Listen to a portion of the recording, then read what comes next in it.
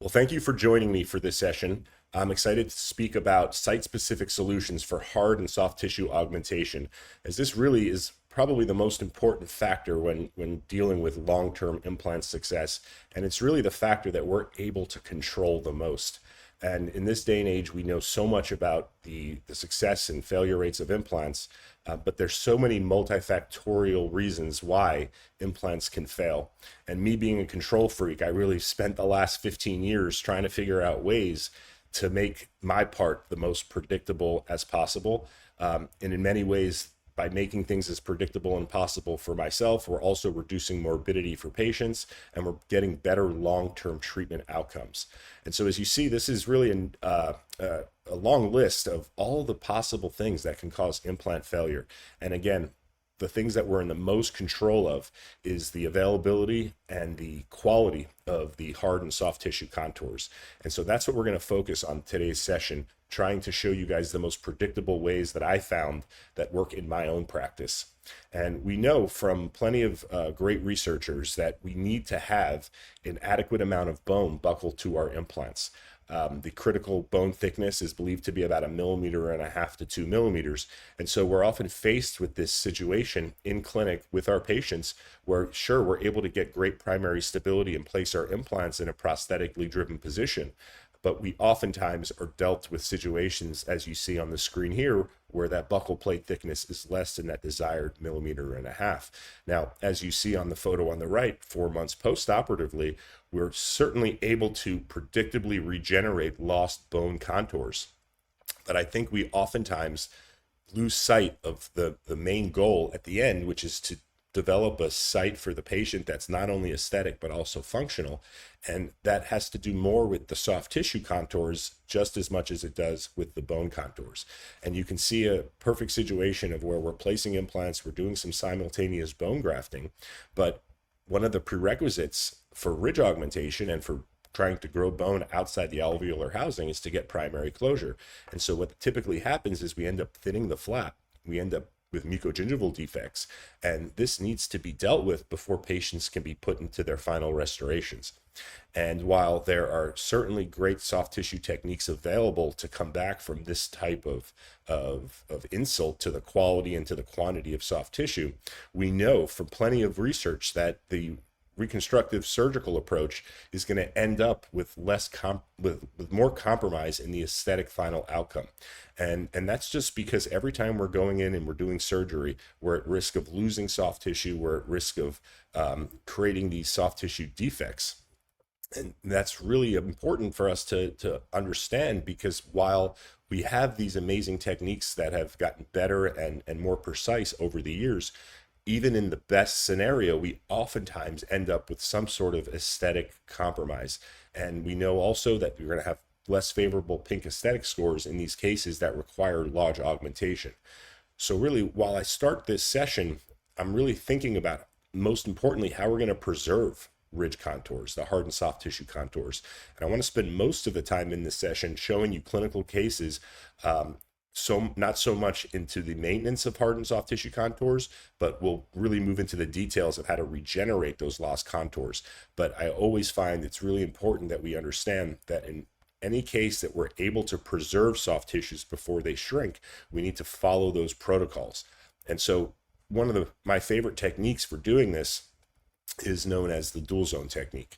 And so when we're able to extract our teeth atraumatically and we're able to completely degranulate within that socket, and we have an adequate thickness of the buccal plate and we have the buccal plate intact, then these situations really provide us not only the most aesthetic long-term outcomes, but the easiest path to that final outcome for our patients, not only in a financial perspective, but also from a monetary perspective. And so in this particular case, we were able to extract that central incisor atraumatically. Like I mentioned before, we had good bony walls. And in these cases, I will go ahead and actually temporize an abutment and to make that implant immediately loaded crown right in the office. And this can certainly be done with a lab processed temporary using a surgical guide. But in many cases, I find I'd rather have the flexibility in terms of my implant placement, depth, and the position of the implant.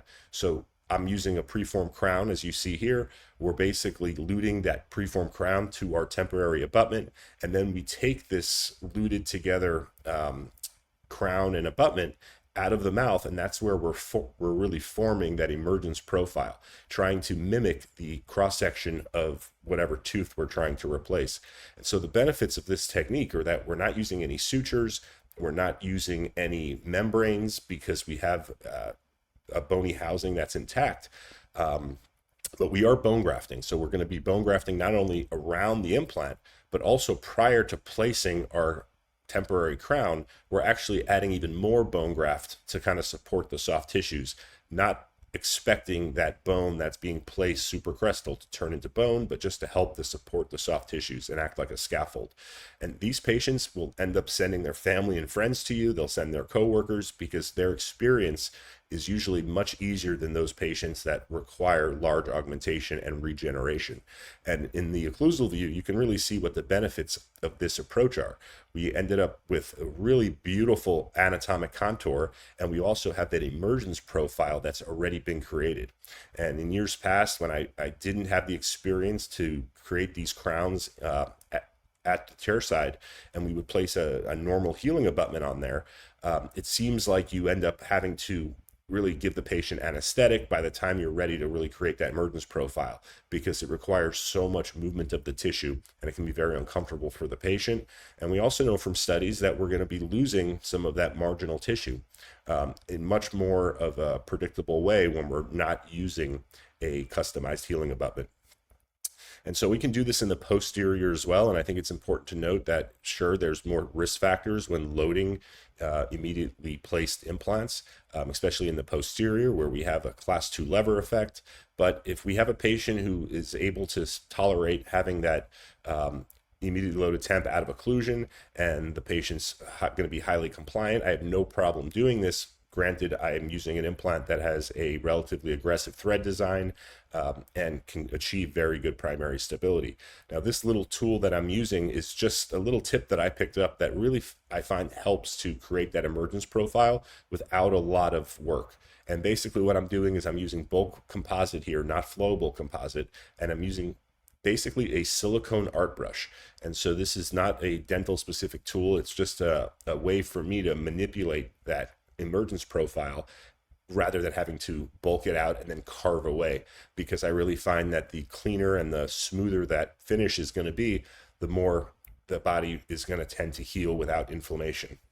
And so as you can see in this case, this crown was delivered and we're able to not only preserve that hard tissue contours, but more importantly, in this case, the soft tissue contours. So this actually looks like a tooth emerging from the gingiva. I don't immediately load every case. There's plenty of situations where I decide that maybe I don't have enough stability, or the patient's not going to be compliant, or the patient has a very deep bite.